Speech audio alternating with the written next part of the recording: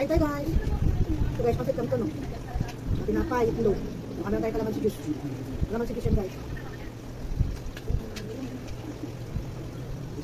Bakit? Nasa naman yung ulan guys. Maganda sa tinapay. Tapos, itlog. Nilagang itlog. Alaman natin guys. Ito na natin ang pasikan to.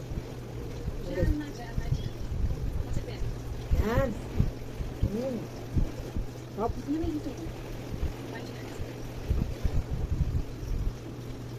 Sunod ako ng Netflix.